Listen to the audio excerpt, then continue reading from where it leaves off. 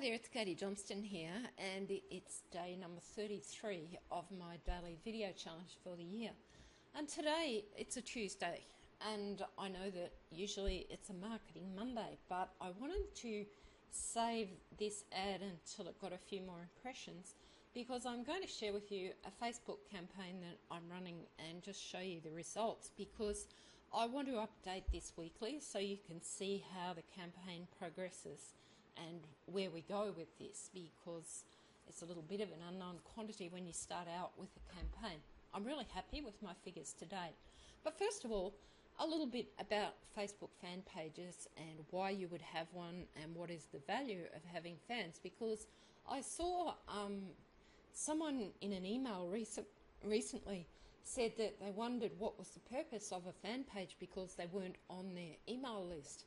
But a fan page is a place where you can brand yourself and where you can share value and create a relationship with the people who follow you and like your page. So it's a really, really useful tool. It's a place to give them massive value, share content, and actually communicate on a social level with them. It's much easier to communicate with somebody by Facebook Messenger than it is via an email. People are more likely to open a message.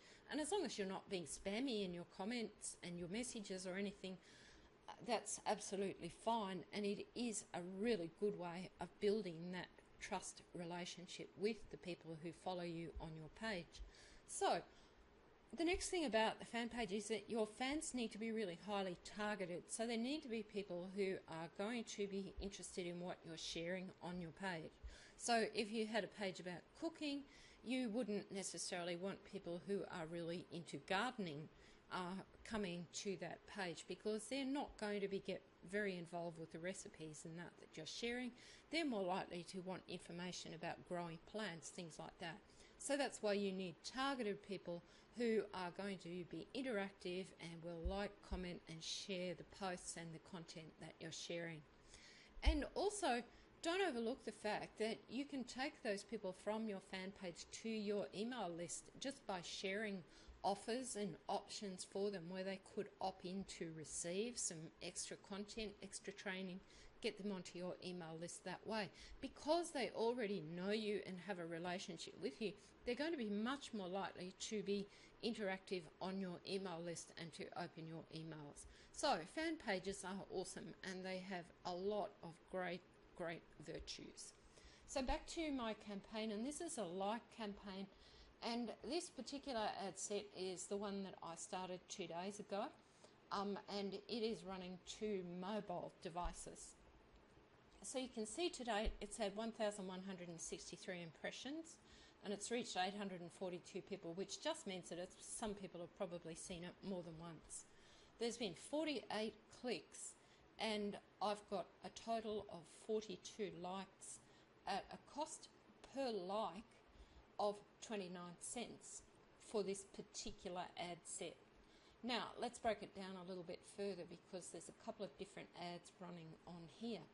The first ad here and the third ad here have been running for 2 days.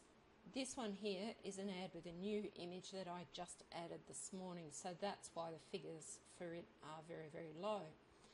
Facebook didn't give this one, the first one, as many impressions. It was only put in front of 71 people. This one's been shown to 1,060 people. So I may even consider pausing this ad as time goes on. I'll just see what's happened, because it's very, very early days.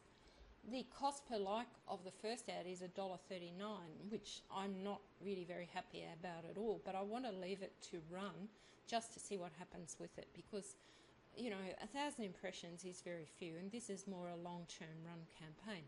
But this ad here is getting likes at 24 cents per like, which I'm very, very happy with. I've got 44 clicks, and from that particular ad I've got 41 likes. Now you can see my click-through rate is quite high. I'm very pleased with that. But I've also found out that the relevance score for one of these ads, and it's not actually going to show here, I don't think, the relevance score for this ad here is actually quite low. Now, if the relevance score is low, that means that more people don't like the ad than actually do like it. So that could be for lots of reasons, and because the campaign is very, very new, I'm just going to let it run for a few more days to see if that changes. And then I'll probably look at things like tweaking my audience, things like that, because maybe the people I'm showing the ad to are not quite the right people. But you have to let it run a little bit at first to actually find out how it's working and which are the people who are clicking on it.